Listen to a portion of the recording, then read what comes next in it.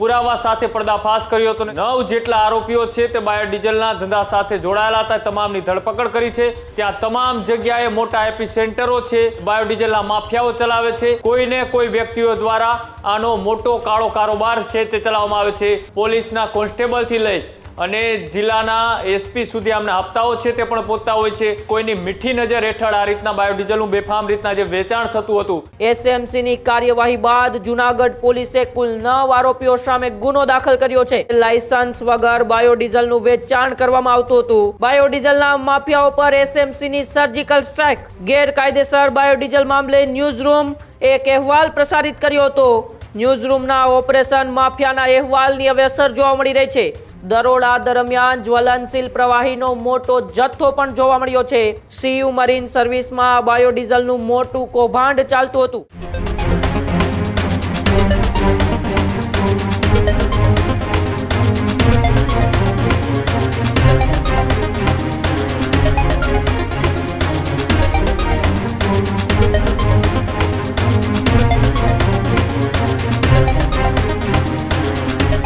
Biodiesel mafia ઉપર SMC action મોડમાં જોવા મળી છે। બાયોડીઝલના માફિયાઓ પર એસએમસીની સર્જિકલ સ્ટ્રાઇક। ગેરકાયદેસર બાયોડીઝલ મામલે ન્યૂઝરૂમ એક અહેવાલ પ્રસારિત કર્યો હતો। ન્યૂઝરૂમના ઓપરેશન માફિયાના અહેવાલની હવે અસર જોવા મળી રહી છે। જૂનાગઢના બાયોડીઝલ અંગે આ અહેવાલ ન્યૂઝરૂમ ગુજરાતે પ્રસારિત કર્યો હતો। ન્યૂઝરૂમના ઓપરેશન બાદ જૂનાગઢમાં એસએમસીની આ મોટી કાર્યવાહી જોવા મળી રહી છે। એસએમસીએ ગેરકાયદેસર બાયોડીઝલ કૌભાંડ ઝડપી પાડ્યું છે। એસએમસીએ ખડિયા ગામેથી 8 જેટલા લોકોની ધરપકડ પણ કરી છે। દરોડા દરમિયાન જ્વલનશીલ પ્રવાહીનો મોટો જથ્થો પણ જોવા મળ્યો છે। ડિસ્પેન્સર મશીન દ્વારા બાયોડીઝલનું વેચાણ કરવામાં આવતું હતું। 4 ટ્રક ચાલકો પણ બાયોડીઝલ પંપ નજીકથી પકડાયા હતા। ખડિયા ગામે લાયસન્સ વગર બાયોડીઝલનું વેચાણ કરવામાં આવતું હતું। સીયુ મરીન સર્વિસમાં બાયોડીઝલનું મોટું કૌભાંડ ચાલતું હતું।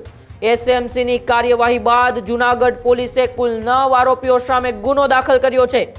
એસએમસીની રેડમાં મુખ્ય આરોપી હસમુખ ઓડેદરા અત્યારે ફરાર જાહેર કરાવાયો છે। દેવાયા નામનો વ્યક્તિ મુખ્ય સૂત્રધાર હોવાનો પણ દાવો કરવામાં આવી રહ્યો છે। હજુ પણ ન્યૂઝરૂમ ગુજરાતના અહેવાલની અસર સૌરાષ્ટ્રના અનેક ઠેકાણાઓ પર જે બાયોડીઝલનું ગેરકાયદેસર વેચાણ થઈ રહ્યું છે તેની ઉપર થઈ શકે છે। થોડા સમય પહેલા ન્યૂઝરૂમ ગુજરાતે એ બાયોડીઝલને લઈને એક અહેવાલ પ્રસારિત કર્યો હતો અને હવે તેમની આ જોરદાર અસર જોવા મળી રહી છે। મારી સાથે મારા સહયોગી કૃણાલ ન્યૂઝરૂમથી જોડાયેલા છે। કૃણાલ, એ ન્યૂઝરૂમ ગુજરાતના અહેવાલની આ ધારદાર અસર જોવા મળી રહી છે અને જૂનાગઢની અંદર બાયોડીઝલના માફિયા ઉપર હવે એસએમસીએ લાલ આંખ કરી છે। બિલકુલ, એ માત્ર જૂનાગઢ નહીં પણ એ વિસ્તારના અનેક એવા જિલ્લાઓ છે જ્યાં ગીર સોમનાથ હોય, કચ્છ હોય, પોરબંદર હોય, તે તમામ જગ્યાએ બાયોડીઝલ છે તે બેફામ રીતના વેચાણ થતું હતું અને એક વખત એ સ્ટિંગ ઓપરેશનો પણ કર્યા હતા ન્યૂઝરૂમે। અનેક વખત એવા જે લોકો છે કે જે આની સાથે સીધી રીતના સંકળાયેલા છે તમામના નામ સાથે પુરાવા સાથે પર્દાફાશ કર્યો હતો અને ત્યારબાદ હવે જૂનાગઢની અંદર એસએમસીએ ખડિયા ગામની અંદર જ્યારે રેડ કરી ત્યારે 9 જેટલા આરોપીઓ છે તે બાયોડીઝલના ધંધા સાથે જોડાયેલા હતા। તમામની ધરપકડ કરી છે। જૂનાગઢ પોલીસે પણ આગળની કાર્યવાહી હાથ ધરી છે। પણ જે રીતના એ કચ્છના કંડલા બોર્ડરેથી લઈ અને સાથે એ અલગ અલગ વિસ્તારો છે સૌરાષ્ટ્રના, ત્યાં તમામ જગ્યાએ મોટા એપિસેન્ટરો છે એ બાયોડીઝલના માફિયાઓ ચલાવે છે। એસએમસીને પણ આ જ્યારે રેડ કરી ત્યારે અનેક એવા સાધનો છે તે પણ મળી આવ્યા અને સાથે જ કઈ જગ્યાએ નેટવર્ક ચાલતું હતું, અહીંયાથી કઈ જગ્યાએ માલ પહોંચાડવામાં આવતો હતો, એ તમામની અત્યારે પૂછપરછ કરવામાં આવી રહી છે। પણ એ માત્ર આ એક રેડ પૂરતું નથી। ગુજરાત અને સૌરાષ્ટ્રના મોટા ભાગના વિસ્તારોની અંદર કેટલાય એવા નામચીન લોકો કે જે બાયોડીઝલના ધંધા સાથે જોડાયેલા છે, સાથે જ અલગ અલગ જગ્યાએ માલ છે તે પણ સપ્લાય કરવામાં આવે છે। પછી એ સૌરાષ્ટ્રનું ગોંડલ હોય તોય ભલે અને પછી પોરબંદર હોય તોય ભલે, આ તમામ જગ્યાઓ ઉપર કોઈને કોઈ વ્યક્તિઓ દ્વારા આનો મોટો કાળો કારોબાર છે તે ચલાવવામાં આવે છે। એ આ જે બાયોડીઝલ છે, બાયોડીઝલ એ વધારે પડતું એ ટ્રકોની અંદર ભરવામાં આવતું હોય છે। એટલે કે અહીંયાથી 4 જેટલા ટ્રકો પણ એસએમસીને મળી આવ્યા છે, તેમને ત્યાંથી ધરપકડ પણ કરી છે।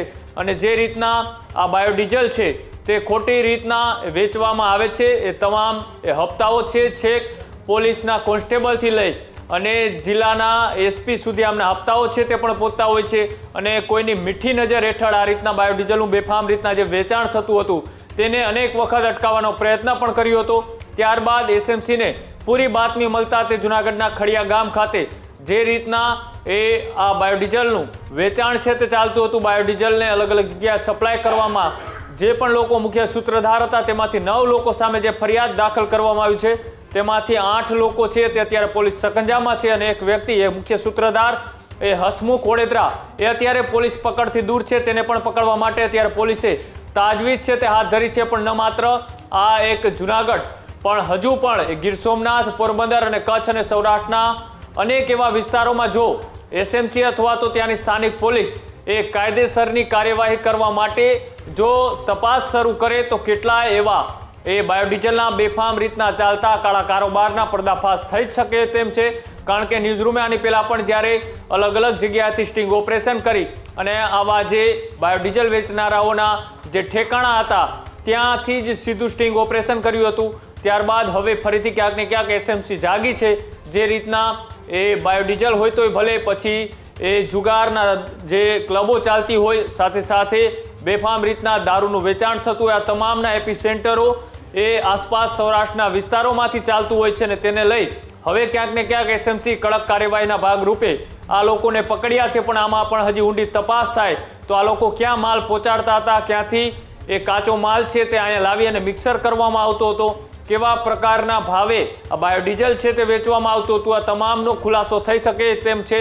જો એસએમસી અને જૂનાગઢ પોલીસ આ મામલે વધુ તપાસ કરે તો અનેક એવા મોટા માથાઓ છે કે જે સીધા આ કાળા કારોબાર સાથે જોડાયેલા છે તેમના પણ ઉમંગામાં નામ ખુલી શકે તેમ છે।